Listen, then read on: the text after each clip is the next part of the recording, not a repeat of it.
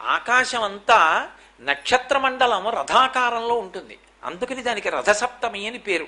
ప్రతి సప్తమి తిథి నాడు సూర్యకాంతి చాలా విశేషంగా ఉంటుంది.